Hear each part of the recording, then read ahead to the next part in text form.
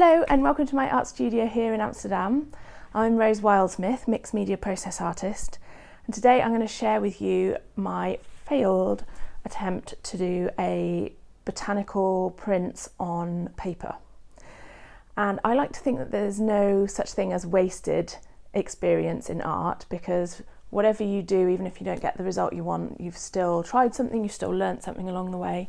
So I'm going to talk you through what I learned as I show you the process that I did, and I'm also going to show you how I rescued the pieces that I didn't like at the end. So even though it was totally unexpected and I didn't get the result I was going for, I'm still really glad I did it. Okay, so I'm using a washing up bowl, which in retrospect was a bit of a mistake because it's got a raised bit in the middle, and so all the liquid sits around the side. I decided to use some black tea. And this is alum, which apparently helps to set botanical prints. And I really don't know what I'm doing, so I'm just sprinkling it in. Here I've got some dried rose petals, which I got to use as confetti for my wedding 10 years ago. And then on the day of the wedding, I left them at home and forgot them. So I've had them waiting around ever since, and I thought this is finally a project that I could use them for.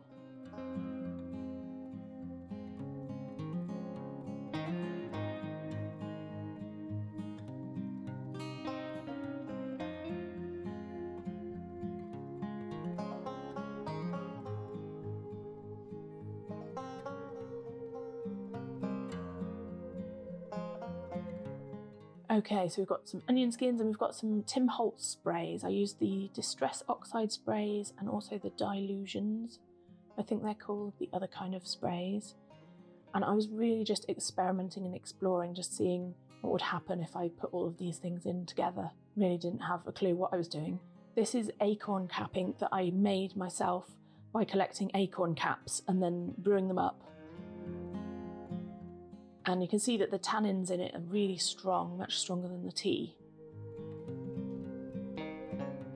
These dried hibiscus flowers were really very dry and very lumpy.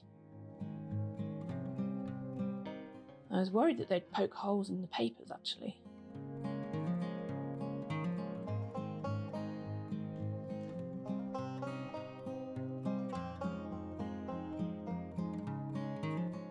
You can see that all the liquid is settling around the side of the washing up bowl, which caused a bit of a problem. And then I just used different kinds of papers, all the different botanical things that I had, and I just layered them up like a lasagna in the bowl.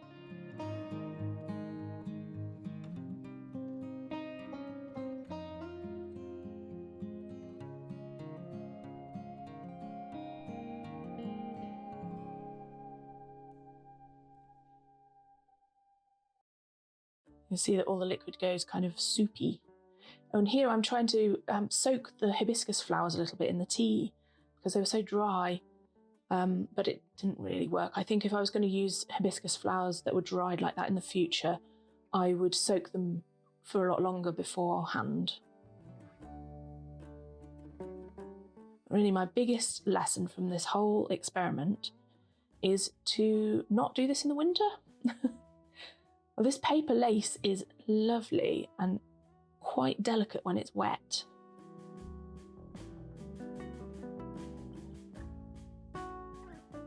Yeah, I think if I was going to do this again, I'd want to do it in the spring or summer when there's lots of things growing outside that you can collect, because I had to use dried things and I didn't really have any nice leaves or anything like that that I could put in for the shapes. And here I've brewed a new pot of tea. You can see it's steaming. And I wasn't very patient, so the tea itself was quite watery. And I think that was part of the problem that I had, was that I ended up with quite a lot of water because I wanted to make sure that everything was soaking in the water. But the water was very thin. You can see that the acorn cap ink is like splitting there. So I ended up with these huge areas of just like tannin silt, and then other areas which were just hardly coloured at all. So I think less liquid is probably the thing to do, and to use a receptacle with a completely flat bottom so you don't have to use quite so much liquid.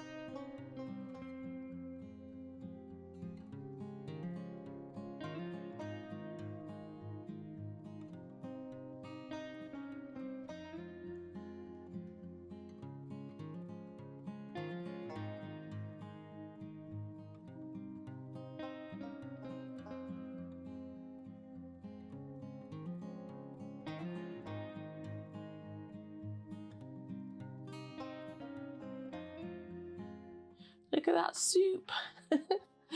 Okay, so I'm at the end here and I'm putting some weights to press everything down, and then I left it, and I was intending to leave it until it completely dried out, but because it was so wet I was worried that it was going to start to go mouldy. So after just a few days, when it was still quite wet, I decided I was going to get everything out, and you'll see what happened. A lot of these botanicals didn't really make any marks at all, and the results are just so wishy-washy and disappointing.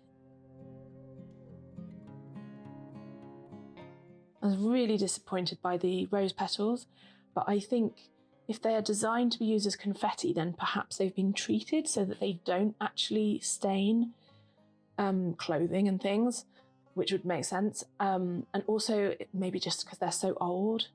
But I was really disappointed because I thought that they'd make some beautiful marks. And maybe if I'd left it to completely dry out, they would have done, but I don't think I'll try using them again for this.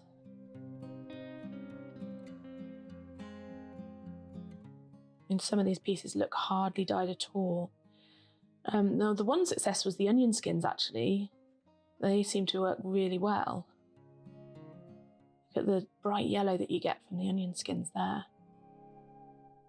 That was quite exciting. And this paper lace, it just turned into this big blob, and I was worried that it was going to completely lose its form altogether. So I had to dry it very carefully.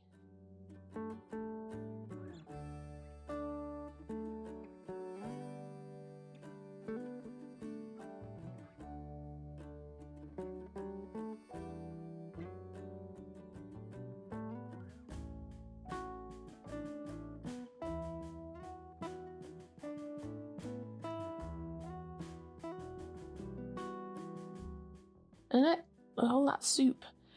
Okay, so I decided, because I was so disappointed with the results, I thought, you know what, I'm going to just go back over everything with the Tim Holtz sprays and try and get some colour on there. So I put everything straight back in while it was still wet, and brought in some other colours of the sprays. I think in retrospect, maybe trying to mix the Tim Holtz sprays with the eco dyeing process was probably a bad idea. I think one or the other would have been better, but I was just experimenting and playing.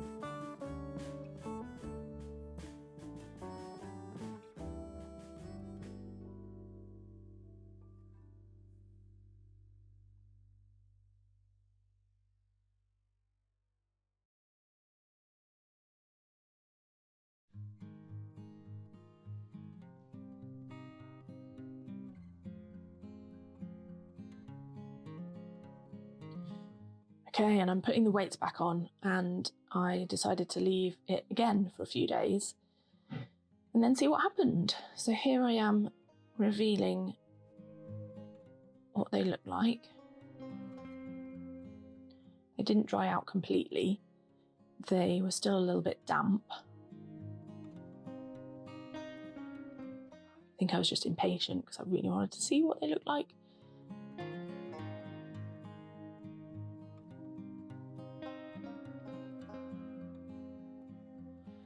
And again, I wasn't that thrilled with the result, to be honest. I thought they were going to be a bit more interesting and colourful than they turned out to be.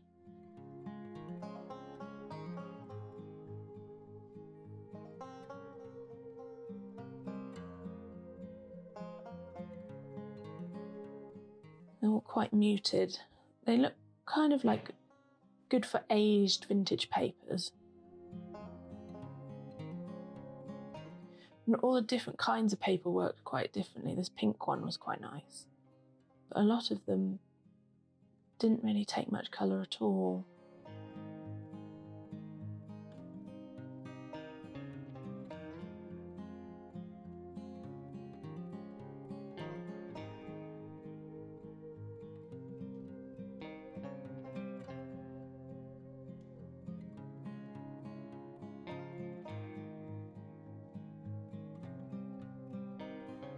I suppose it would work quite well if you were looking for something grungy.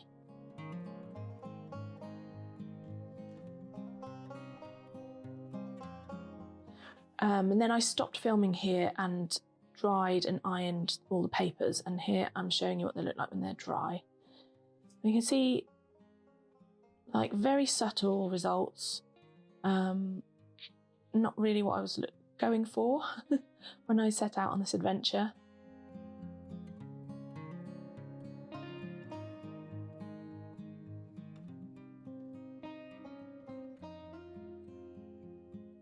I really didn't like the sooty tannin, like silt deposits that you got, and I think that's where the acorn ink had split.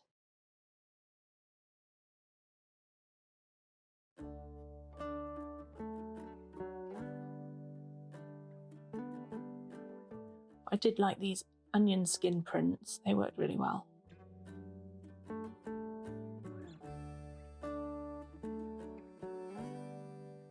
This was the tracing paper, which turned out to be quite unusual.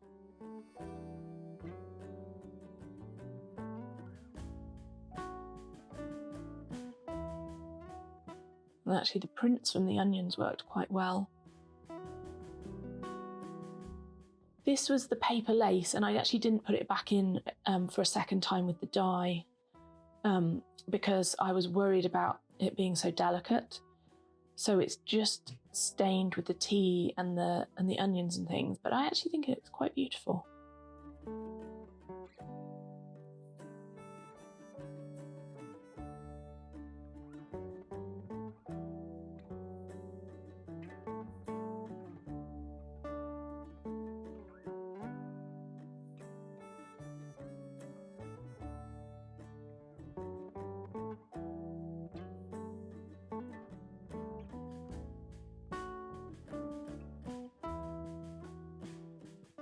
And this is an experiment I did to see if I could pep them up a bit, because I was feeling like they were so boring and dull. So I used a stencil and gesso and put something nice and crisp and white back over the top of the grungy, distressed kind of stains. And I'm going to show you how I did it. So just used some gesso and a stencil brush. These stencil brushes are really good. They've got short, stiff bristles. And I just used some commercial stencils.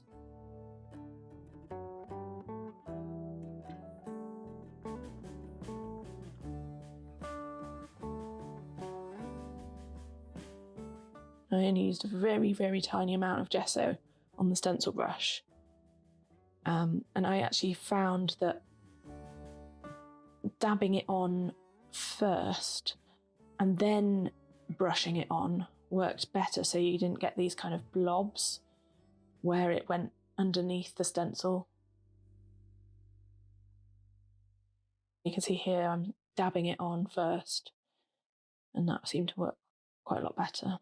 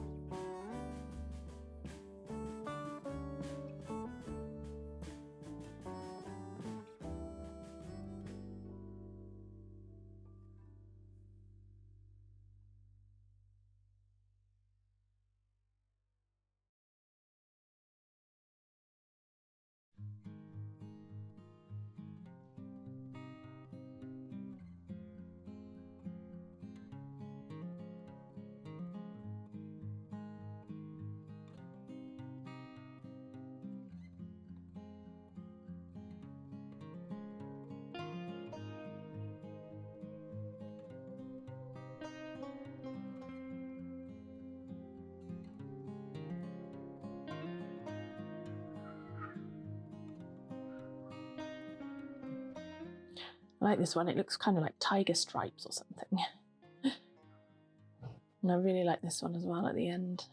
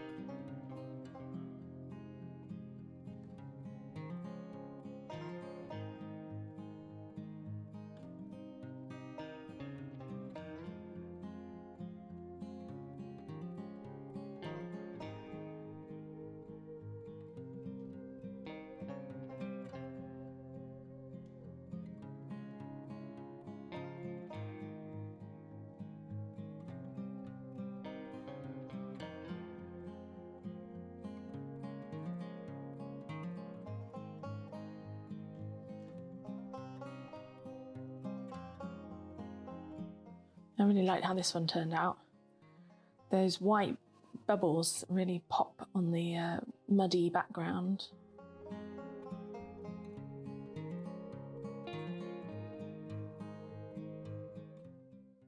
If you made it all the way through, I hope you enjoyed this little unexpected art adventure. What did you think of my finished pieces? Let me know in the comments. I'll definitely be doing this process again, probably in the spring or summer, not in the winter. And I'll definitely make a video and share it on here. So make sure you subscribe so you don't miss out on that. And I'll see you on the next video. Doei, tot ziens. Bye bye.